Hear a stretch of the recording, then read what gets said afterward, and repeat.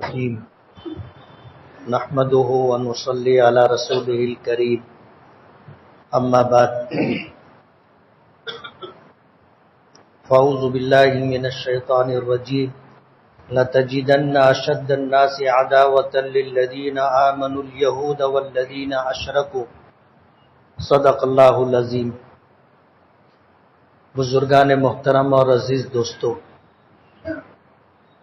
اسلام کی تاریخ رہی ہے کہ مسلمانوں پر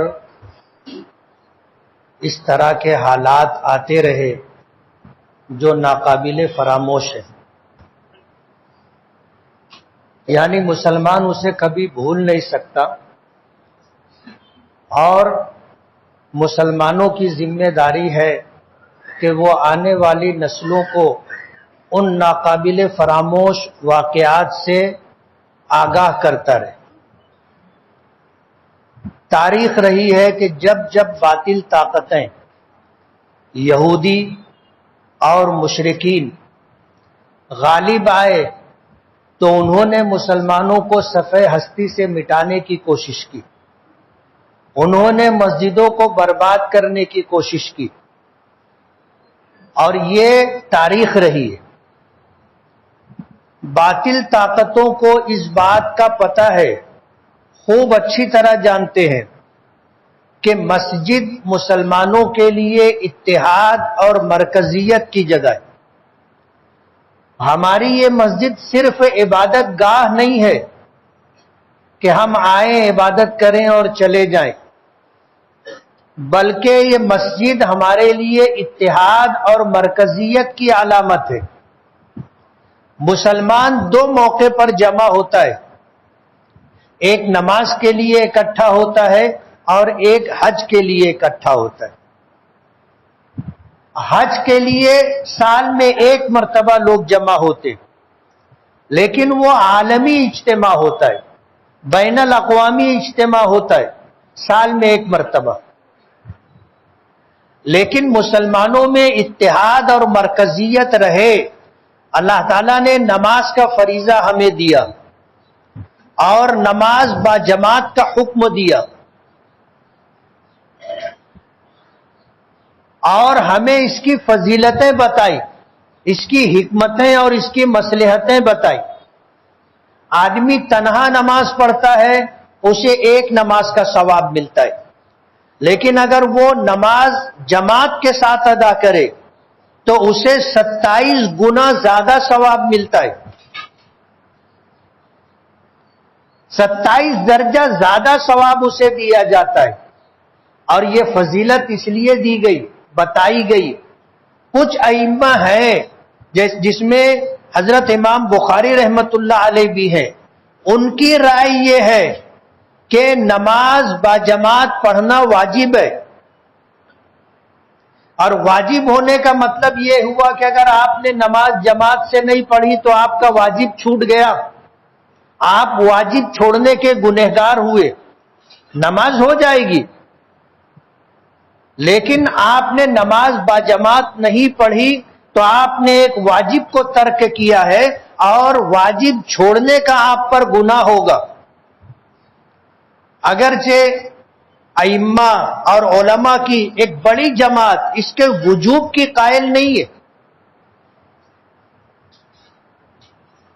تو نماز کے لیے نماز کا حکم دیا گیا، اور نماز جماعت سے ادا کی جائے اس کے لیے تاکید کی گئی، اور یہ اس لیے کہ مسلمانوں کا اتحاد اور ان کی مرکزیت وجود میں آئے۔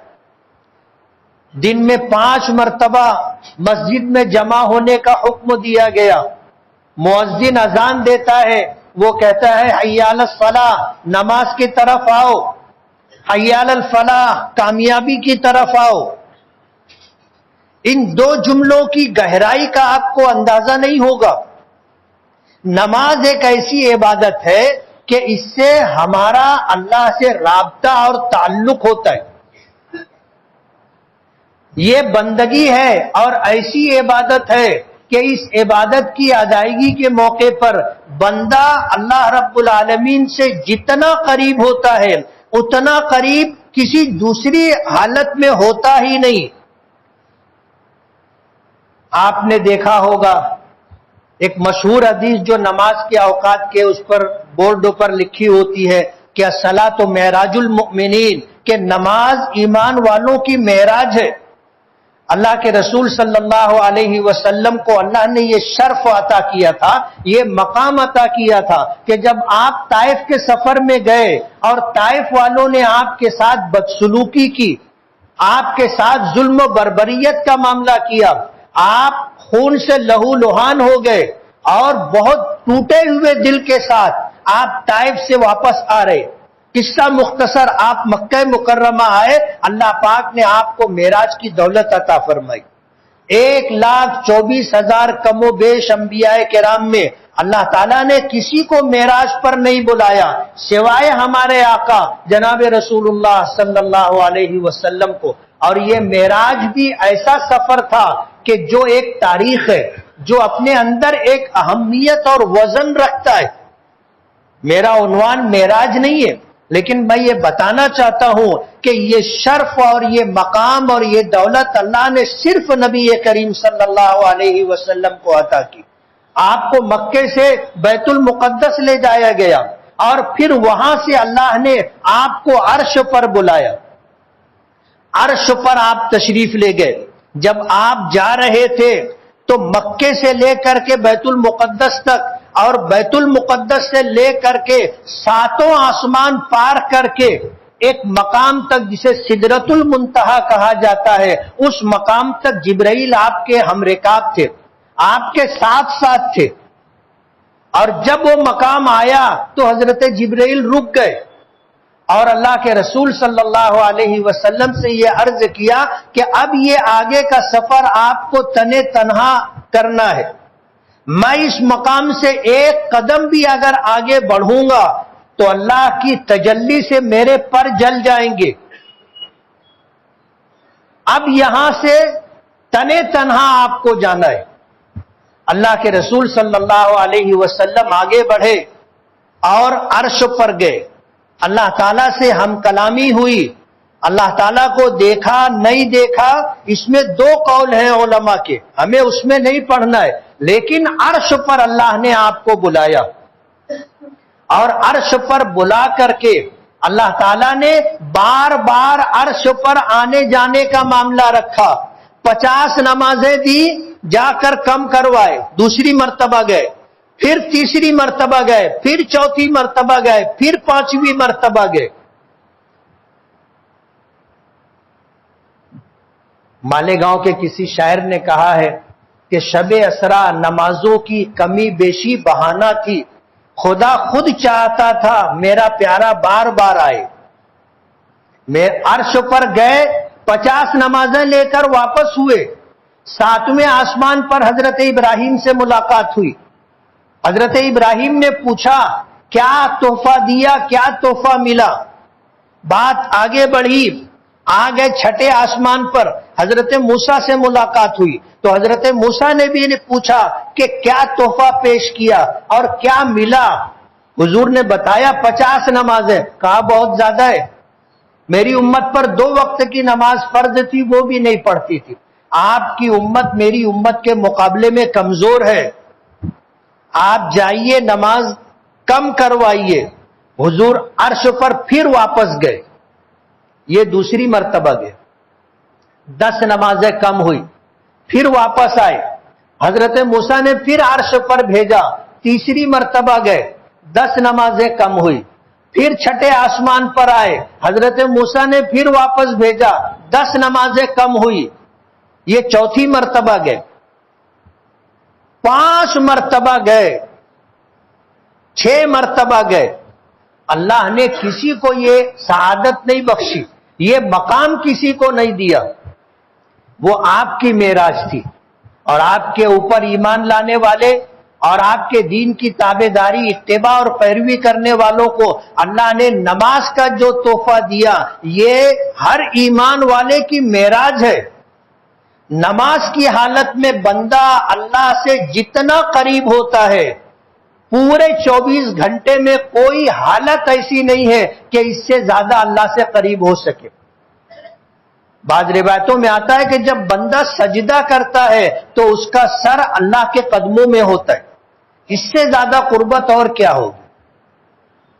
تو نماز ہمارے لیے جمع ہونے کا ایک عنوان ہے کہ دن میں 5 مرتبہ مسلمان اکٹھا ہو اور اس مقام سے جو پیغام دیا جاتا ہے وہ سماج میں جاتا ہے، ہر مسلمان کے گھر تک پہنچتا ہے. ظاہر بات ہے ہر مسلمان پر نماز فرض ہے. جب وہ مسجد میں آئے گا اور مسجد سے اس کو جو پیغام دیا جائے گا یہ پیغام اس کے گھر تک پہنچے گا، اس کے بیوی بچوں تک پہنچے گا. تو نماز تنہا پڑھے ایک نماز کا ثواب، لیکن وہی نماز آپ جماعت سے پڑھیں تو 27 گنا ثواب بڑھ جاتا ہے. اور یہی نماز با جماعت مسجد میں ادا کرے تو اس کے اجر و ثواب کی انتہا نہیں ہے. اور دن میں 5 مرتبہ ہمیں جمع ہونے کے لیے کہا گیا. یہ محلے کا اجتماع ہوتا ہے، جمعہ کا دن آتا ہے، جامع مسجد میں جمعہ کی نماز پڑھنی چاہیے، اس بات کا حکم ہے. اور بتایا کہ آپ اپنے محلے کی مسجد میں نماز پڑھو گے اس پر جو ثواب ملے گا، اگر وہی نماز آپ جامع مسجد میں پڑھو گے تو 500 گنا زیادہ ثواب ملے گا. یہ اجر و ثواب، یہ فضیلتیں بتانے کی ضرورت کیا تھی؟ آپ روزانہ محلے کی مسجد میں نماز پڑھیں، جمعہ کا دن آئے آپ جامع مسجد میں جمع ہو. محلے کا اجتماع چھوٹا تھا، جمعہ کا یہ اجتماع بڑا اجتماع، اور سال میں 2 مرتبہ عیدگاہ پر جمع ہونے کا حکم دیا گیا. اور بتایا مسئلہ ہے کہ جمعہ کی نماز اور عیدین کی نماز بغیر جماعت کے نہیں ہوگی. آپ جمعہ کی نماز اکیلے پڑھیں آپ کی نماز جمعہ نہیں ہوگی. عیدین کی نماز اکیلے پڑھیں عیدین کی نماز نہیں ہوگی، جماعت شرط ہے اس کے لیے. تو مسجد ہے، عیدگاہ ہے، اور مسجد حرام، مسجد نبوی ہمارے لیے اتحاد اور اجتماع مرکزیت کی علامت ہے. باطل طاقتوں کو یہ بات اچھی طرح سمجھتی ہے. یہی وجہ ہے کہ وہ جب کبھی غالب آتے ہیں تو سب سے پہلے مسجدوں کو نشانہ بناتے اور اس بات کی کوشش کرتے ہیں کہ مسلمانوں کا مسجد سے تعلق نہ رہے. مسلمانوں کا مسجد سے تعلق نہ رہے، اس کے لیے وہ پروگرام بناتے ہیں، اس کے لیے پلاننگ کرتے ہیں. وہ اس بات کو مسلمانوں سے زیادہ بہتر طریقے سے سمجھتے ہیں کہ یہ ان کو جو حکم دیا گیا ہے اور نماز کے لیے یہ مسجدوں میں آتے ہیں، جامع مسجد میں آتے ہیں، اور یہ عیدگاہ پر جاتے ہیں، مسجد حرام اور مسجد نبوی جاتے ہیں. اس اجتماع کے لیے ان کو کچھ کرنا نہیں پڑتا. دوسری کسی قوم کے پاس اس ایسے اجتماع کے لیے کوئی پروگرام نہیں. وہ دیکھتے ہیں کہ بغیر کسی محنت اور مشقت کے اور بغیر کسی پروگرام کے یہ لوگ اکٹھا ہو جاتے ہیں، ان میں اتحاد اور مرکزیت اور ان کا اجتماع ہو جاتا ہے، اور ان کو یہ اتحاد اور اجتماع کے لیے الگ الگ پروگرام بنانے پڑتے. یہ جینتی ہے، وہ جینتی ہے، اور یہ دن ہے اور وہ دن ہے، یہ شبھ گھڑی ہے اور وہ اشبھ گھڑی ہے، ان کو بنانا پڑتا ہے. ان کے دین دھرم میں ایسا کوئی حکم نہیں ہے، لیکن ہمیں یہ حکم دیا گیا ہے دن میں 5 مرتبہ آپ جمع ہو. اور یہ چیز باطل طاقتوں کو بہت زیادہ کھٹکتی ہے. وہ اس بات کی کوشش کرتے ہیں کہ مسلمانوں کا مسجد سے تعلق نہ رہے اور اسے روکنے کی کوشش کرتے ہیں. قرآن کریم نے کہا وَمَنْ أَظْلَمُ مِمَّنْ مَنَعَ مَسَاجِدَ اللَّهِ أَنْ يُذْكَرَ فِيهَا اسْمُهُ وَسَعَى فِي خَرَابِهَا. اس سے بڑا ظالم کون ہوگا کہ جو اللہ کے گھر پر ایمان والوں کو آنے سے روکے کہ اللہ کے گھر میں آ کر کے وہ اللہ کو یاد نہ کرے، وسعی فی خرابیہا، اور مسجدوں کو ویران اور برباد کرنے کی کوشش کرے، اس سے بڑا ظالم کون ہوگا؟ اللہ کے رسول صلی اللہ علیہ وسلم اور صحابہ کرام کو بھی مشرکین مکہ مسجد حرام میں آنے سے روکتے تھے، نماز نہیں پڑھنے دیتے تھے۔ خود نبی کریم صلی اللہ علیہ وسلم کے متعلق آتا ہے کہ 12 مشرکین مکہ نے ایسی کوشش کی کہ آپ کی ہمت ٹوٹ جائے، حوصلہ ختم ہو جائے اور آپ مسجد میں آنا بند کر دیں۔ سجدے کی حالت میں تھے، کسی قبیلے کے اندر اونٹنی ذبح ہوئی تھی، اس کی اولاد، اس کی بچہ دانی اوج سب لا کر کے آپ کے پشت مبارک پر سجدے کی حالت میں رکھ دی گئی، اس کے بوجھ سے آپ اٹھ نہیں سکے۔ حضرت فاطمہ کو گھر خبر ملی، وہ آئی، انہوں نے اسے ڈھکیل کر کے نبی کریم صلی اللہ علیہ وسلم کے لیے اٹھنے کا موقع فراہم کیا۔ تو مشرکین اس بات کی کوشش کرتے رہے۔ تو مسجدیں سے ہمارے لیے صرف عبادت کی جگہ نہیں ہے، بلکہ یہ اتحاد اور مرکزیت کی علامت ہے، اور تمام باطل طاقتیں ہمیشہ اس بات کی کوشش کرتی رہی اور تاریخ رہی ہے کہ جب کبھی ان کو غلبہ ملا ہے، انہوں نے سب سے پہلے مسجدوں کو نشانہ بنایا اور ایسی کوشش کی ہے کہ مسلمان مسجد تک نہ جائے، اکٹھا نہ ہو، ان کا اجتماع نہ ہو، ان میں اتحاد اور مرکزیت پیدا نہ ہو، اس بات سے وہ بخوبی واقف ہے اور اس کے لیے وہ پروگرام بناتے ہیں، کوشش کرتے ہیں، اور آج تک ان کا یہ سلسلہ جاری ہے، آج تک یہ سلسلہ جاری۔ آج 1 دسمبر ہے، 6 دسمبر بھی آئے گا، جس دن بابری مسجد کو شہید کیا گیا۔ یہ سانحہ ہم بھول نہیں سکتے، ہمارے دل غم سے نڈھال ہے، لیکن مایوس نہیں ہے، ہم مایوس نہیں ہیں۔ اللہ تعالیٰ کا اس کائنات میں ایک نظام ہے، وَتِلْكَ الْأَيَّامُ نُدَاوِلُهَا بَيْنَ النَّاسِ، ہم لوگوں کے درمیان اقتدار کو، حکومتوں کو الٹتے پلٹتے رہتے ہیں، الٹتے پلٹتے رہتے ہیں۔ آج ان کا اقتدار ہے، کل ان کا اقتدار ہوگا، حالات بدلتے ہیں، یہ قدرت کا ایک نظام ہے، یہ تو اللہ تعالیٰ کی حکمت ہے۔ عجیب و غریب بات ہے کہ سپریم کورٹ نے جب فیصلہ سنایا بابری مسجد کے متعلق تو اس میں اس بات کی وضاحت کی کہ یہاں پر پہلے کوئی مندر نہیں تھا، اور اس مندر کو تو کسی مندر کو توڑ کر کے مسجد نہیں بنائی گئی، یہ جگہ پہلے سے خالی تھی اور اس پر مسجد تعمیر کی گئی۔ ظاہر بات ہے یہ سپریم کورٹ کے فیصلے میں ہے، آج نہیں تو کل ہم پر امید ہے کہ یہی چیز بابری مسجد کی تعمیر کا سبب بنے گی۔ اللہ تعالیٰ کا ایک نظام ہے، اگرچہ انہوں نے فیصلہ کر دیا کہ رام مندر بنایا جائے، لیکن ججمنٹ میں اور فیصلے میں یہ بات موجود ہے، اور یہ کہ جن لوگوں نے بابری مسجد کو شہید کیا ہے وہ گنہگار ہیں، انہیں سزا ملنی چاہیے۔ اب جب یہ چیز فیصلے میں موجود ہے، آنے والا زمانہ انشاءاللہ بابری مسجد کی اثر نو تعمیر کا موقع فراہم کرے گا۔ ہم مایوس نہیں ہیں، لیکن بابری مسجد کے سانحے کو یاد رکھنا اور آنے والی اپنی نسلوں کو بتانا ضروری ہے۔ ہم اسے فراموش نہیں کر سکتے، اسے بھلا نہیں سکتے۔ اگرچہ ہم دکھی ہیں لیکن مایوس نہیں ہیں۔ ظاہر بات ہے بابری مسجد بنی کب تھی؟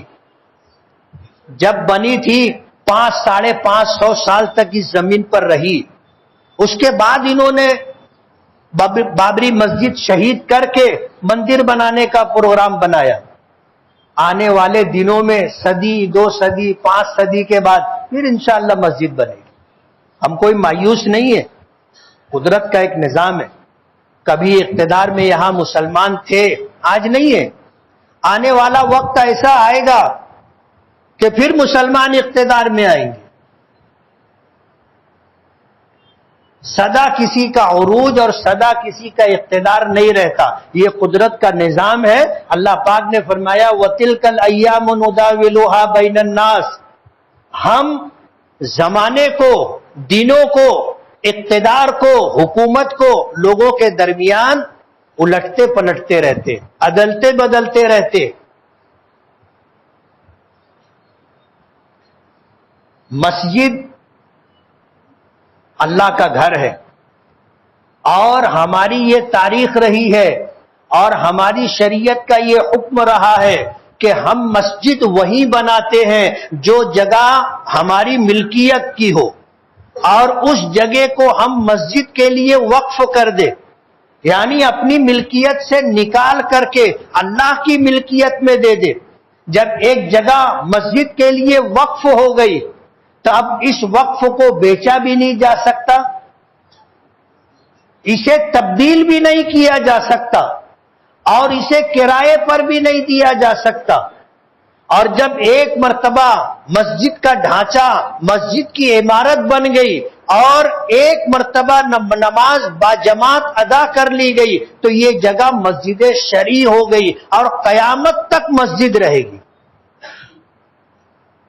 قیامت تک مسجد رہے گی.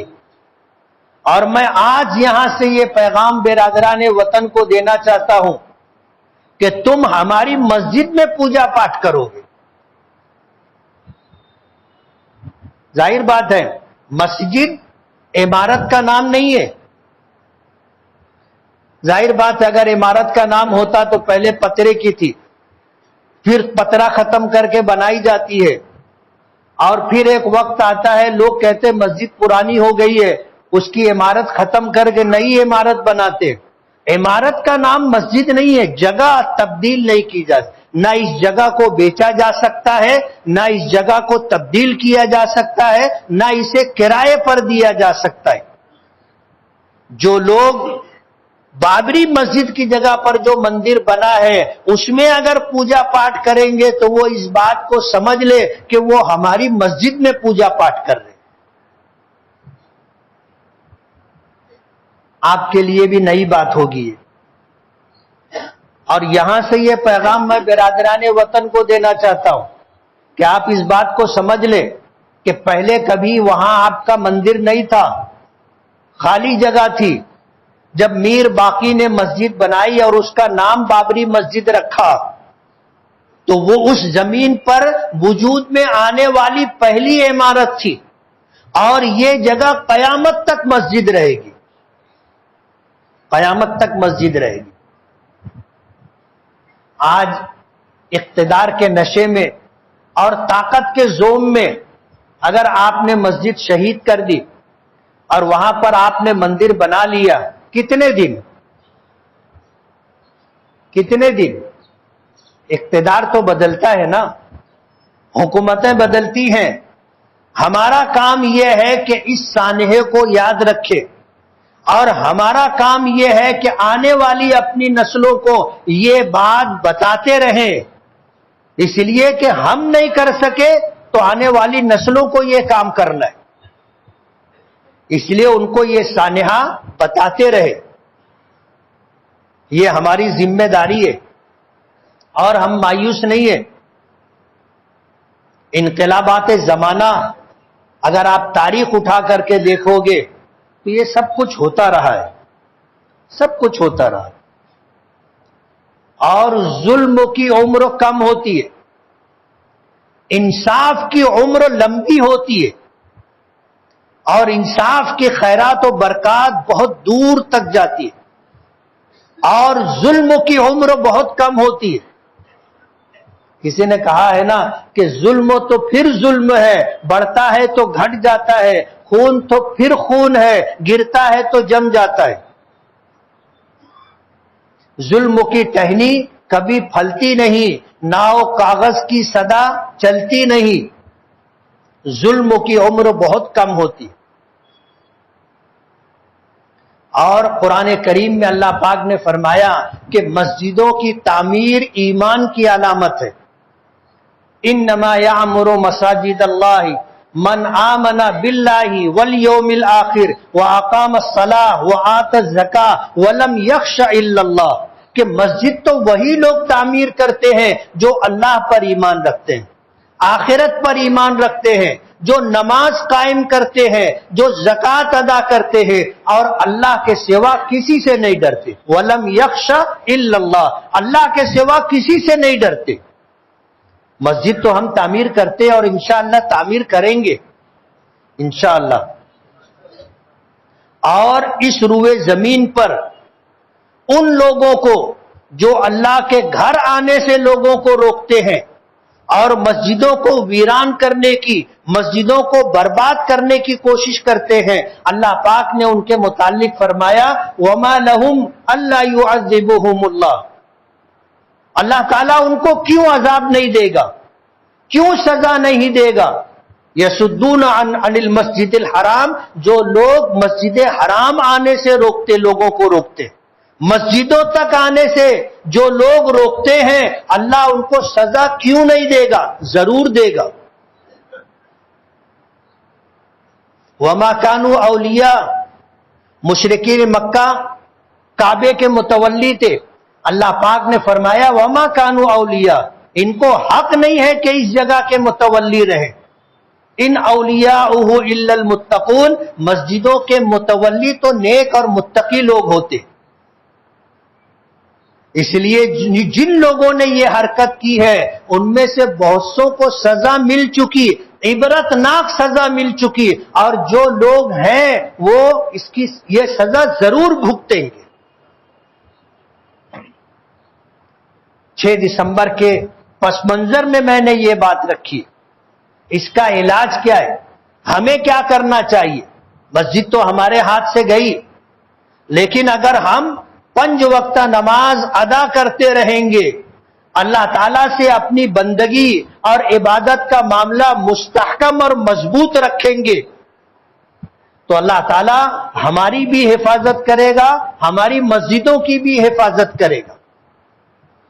کمزوری ہمارے اندر ہے، ہم نماز نہیں پڑھتے. آپ اگر دیکھ لو 100 مسلمانوں میں سے 2 سے 3 مسلمان آپ کو ملیں گے جو 5 وقت کی نماز باجماعت پڑھنے کا اہتمام کرتے. کچھ 2-4% ایسے ملیں گے جو 4 وقت کی اور 3 وقت کی نماز پڑھ لیتے ہیں. 95% لوگ نماز نہیں پڑھتے، جس میں مرد بھی ہیں، عورتیں بھی ہیں، جوان بچے بھی ہیں، بوڑھے بھی ہیں. 95% لوگ نماز نہیں پڑھتے. ہم اگر نماز پڑھتے رہیں گے، اللہ تعالیٰ سے اپنی بندگی، اپنی نسبت، اپنا تعلق مضبوط رکھیں گے تو اس کا اثر یہ ہوگا اور نتیجہ یہ نکلے گا کہ اللہ کی بندگی اور عبادت کی وجہ سے اللہ ہماری حفاظت کرے گا، ہماری مسجدوں کی اور شعائر اسلام کی حفاظت کرے گا. یہ ضروری ہے. قرآن کریم کی میں نے آیت پڑھی تھی لَتَجِدَنَّ أَشَدَّ النَّاسِ عَدَاوَةً لِلَّذِينَ آمَنُوا الْيَهُودَ وَالَّذِينَ أَشْرَكُوا. اللہ پاک فرماتے ہیں کہ لوگوں میں تم اپنا سب سے زیادہ سخت دشمن جن لوگوں کو پاؤ گے وہ یہودی ہیں اور مشرکین. یہ اسلام کے اور مسلمانوں کے سخت دشمن ہیں. ان کے دلوں میں عداوت، ان کے دلوں میں دشمنی کوٹ کوٹ کر بھری ہوئی ہے، اور وہ اس بات کو سمجھتے ہیں کہ مسجد ان کے اتحاد اور ان کی مرکزیت کی جگہ ہے. ان کا اس طرح جمع ہونا بغیر کسی محنت اور مشقت کے ہو جاتا، بغیر کسی پروگرام کے ہو جاتا. مؤذن کہتا ہے حی علی الصلاح حی علی الفلاح، ایک ایمان والا کام چھوڑ کر کے کھڑا ہو جاتا ہے، تیاری کر کے مسجد آ جاتا ہے. اور لوگوں کو ایسا اجتماع کرنے کے لیے 1000 پاپڑ بیلنے پڑتے. وہ اپنے لوگوں کو اکٹھا نہیں کر پاتے. اکٹھا کرنے کے لیے ان کے مذہب میں کوئی طریقہ نہیں ہے. ان کو نیا نیا طریقہ ایجاد کرنا پڑتا ہے، اور ہم کو تو اللہ پاک نے جمع ہونے کے لیے نماز دی، حج دیا کہ ہم محلے کا اجتماع کریں، ہم شہر کا اجتماع کریں، جامع مسجد اور عیدین میں ہم اہتمام کے ساتھ پہنچیں۔ اللہ ہمیں توفیق دے، استطاعت دے، ہم حج کے لیے جائیں، بین الاقوامی عالمی اجتماع۔ اس لیے مسجدوں کو آپ معمولی نہ سمجھیں، اس کی اہمیت ہم سے زیادہ غیر لوگ سمجھتے ہیں۔ یہی وجہ ہے کہ جب کبھی ان کو غلبہ ملتا ہے وہ سب سے پہلے مسجد کو ٹارگٹ کرتے ہیں۔ مسجدوں کو ویران کرنا، مسجدوں کو برباد کرنا، یہ ان کی پلاننگ اور ان کے پروگرام کا ایک حصہ ہوتا ہے۔ ظاہر بات ہے کہ جب ان کا یہ پروگرام ہے تو ہمارا بھی ایک پروگرام ہونا چاہیے جو شریعت نے ہم کو دیا ہے کہ جب مسجد کے میناروں سے آواز آئے حی علی الصلاۃ حی علی الفلاح، سب کام چھوڑ کر کے مسجد کی طرف آ جائیں۔ اس طرح جمع ہونے کو آپ معمولی نہ سمجھیں، اس کے بہت دور اور بہت دور رس اور بہت دیر پا اثرات ہوتے، اور غیر یعنی باطل طاقتیں اس بات کو سمجھتی ہے۔ ہمیں اس کی اہمیت کا اندازہ نہیں، ہم اس کی اہمیت کو سمجھیں، نماز 5 وقتہ باجماعت ادا کرنے کا اہتمام کریں گے نا؟ اللہ ہمیں عمل کی توفیق عطا فرمائے۔